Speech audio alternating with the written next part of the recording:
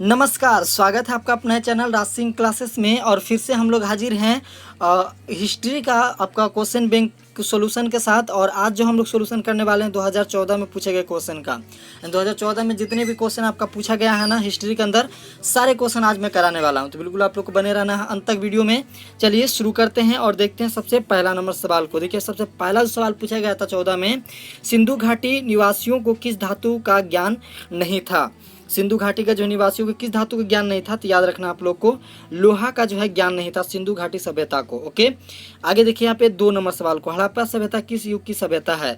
हड़प्पा सभ्यता जो है किस युग की सभ्यता है, तो बिल्कुल याद रखना आप लोग को किस युग की, कांस्य युग की सभ्यता है। किस युग की, कांस्य युग की सभ्यता है। आगे देखिए यहाँ पे 3 नंबर सवाल को, गुप्त काल में कौन चीनी यात्री भारत आया था। गुप्त काल में कौन चीनी जो है यात्री भारत आया था, तो याद रखना आप लोग को वो जो यात्री है वो आपका फमान है। कौन है, फमान है, बिल्कुल याद रखिएगा आप लोग।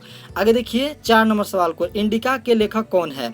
इंडिका का लेखक कौन है, तो बिल्कुल याद रखना आप लोग को इंडिका का जो लेखक है वो आपका मेगास्थनीज है। कौन है, मेगास्थनीज है, बिल्कुल याद रखिएगा आप लोग।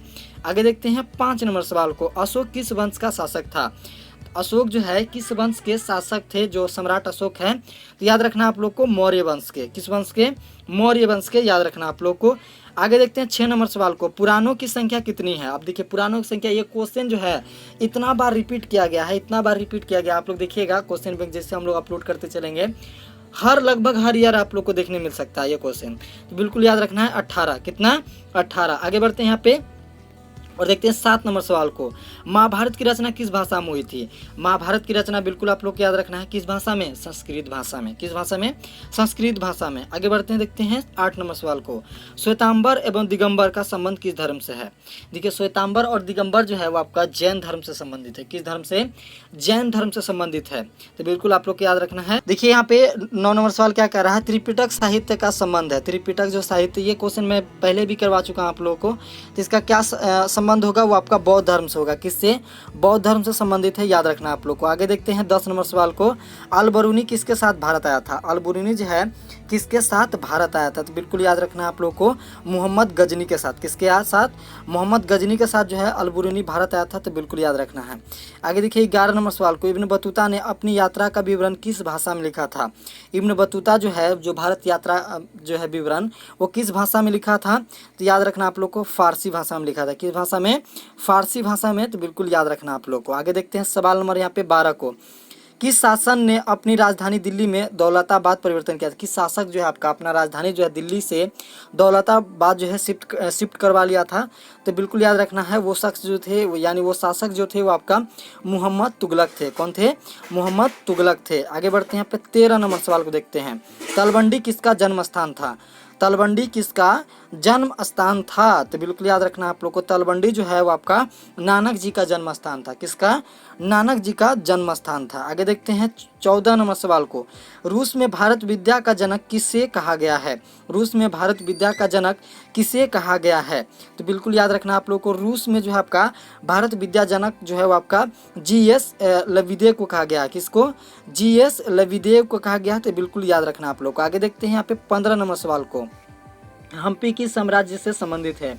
हम्पी जो है किस राज्य से संबंधित है, तो हम्पी जो है वो आपका विजयनगर से संबंधित है। किससे, विजयनगर से संबंधित है हम्पी, तो बिल्कुल याद रखना आप लोग को।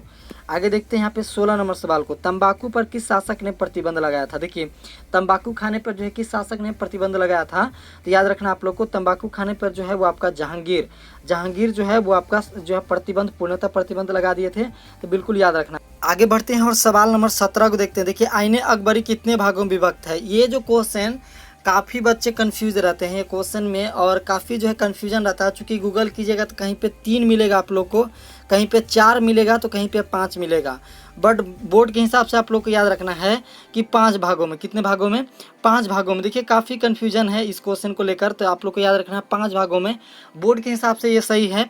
कहीं कहीं पे आप लोग को जो है 3 भागों में भी देखने को मिलता है, तो बिल्कुल आप लोग को ये आईने अकबरी जो है एक्चुअली आपका अकबर के जीवन गाथा है। इसके जो है वो अलग अलग भागों में डिवाइड करके उसको जो है जीवन गाथा को बताया गया है। तो आप लोग को कन्फ्यूज नहीं होना है, 5 भागों में विभक्त किया गया था। आगे बढ़ते हैं, देखते हैं 18 नंबर सवाल को। दीन-ए इलाही संबंधित है। दीन-ए इलाही किससे संबंधित है? तो याद रखना आप लोग को दीन-ए इलाही जो है संबंधित है वो आपका अकबर से। किससे? अकबर से। तो याद रखना आप लोग को। आगे देखते हैं 19 नंबर सवाल को। कौन मुगल बादशाह आलमगीर के नाम से जाना जाता है? कौन मुगल बादशाह आलमगीर के नाम से जाना जाता है? तो याद रखना आप लोग को इसका सही जो आंसर है वो आपका औरंगजेब है। क्या है? औरंगजेब। तो बिल्कुल याद रखना आप लोग को। आगे बढ़ते हैं 20 नंबर सवाल को, देखते हैं अकबरनामा की रचना किसने की थी? अकबरनामा जो पुस्तक है उसकी रचना किसने की थी? तो फ्रेंड्स याद रखना आप लोग को इसका सही जो आंसर है वो आपका अब्दुल फजल होगा। क्या होगा? अब्दुल फजल होगा। अकबरनामा की रचना किसने की थी? अब्दुल फजल ने। आगे देखिए सवाल नंबर 21 को। पानीपत का जो है प्रथम युद्ध किस वर्ष हुआ? पानीपत का प्रथम युद्ध किस वर्ष हुआ? तो याद रखना आप लोग को पानीपत का प्रथम युद्ध जो है आपका 1526 ईस्वी में हुआ था। कब हुआ था? 1526 ईस्वी में। आगे बढ़ते हैं 22 नंबर सवाल को, देखते हैं दामिन-ए कोह क्या है? दामिन-ए कोह क्या है? तो बिल्कुल याद रखना आप लोग को दामिन-ए कोह जो है वो आपका भूभाग है, यानी भूभाग का नाम है आपका दामिन-ए कोह। तो कंफ्यूज कर देगा आप लोग को। तो याद रखना आप लोग को दामिन-ए कोह जो है क्या है? भूभाग का नाम है। देखिए आगे बढ़ते हैं 23 नंबर सवाल को, देखते हैं अस्थाई बंदोबस्त संबंधित है। अस्थाई बंदोबस्त किससे संबंधित है? तो याद रखना आप लोग को अस्थाई बंदोबस्त जो है वो आपका कर्णविलस से संबंधित है। किससे?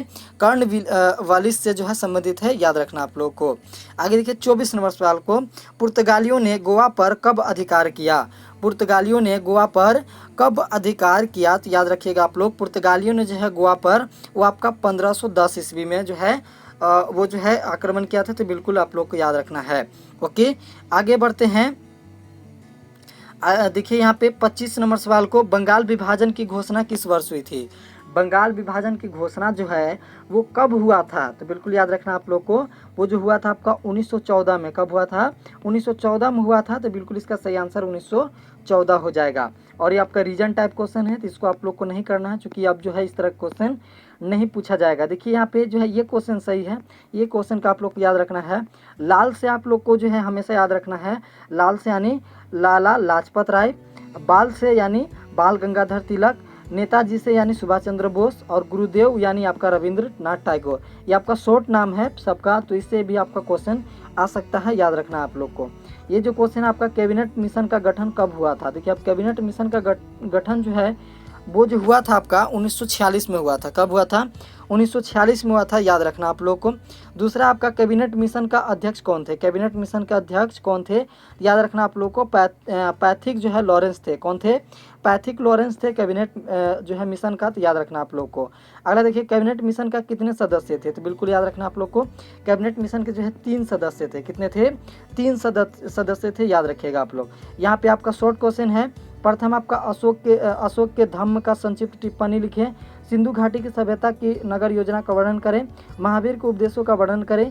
बलबन की उपलब्धियों का वर्णन करें।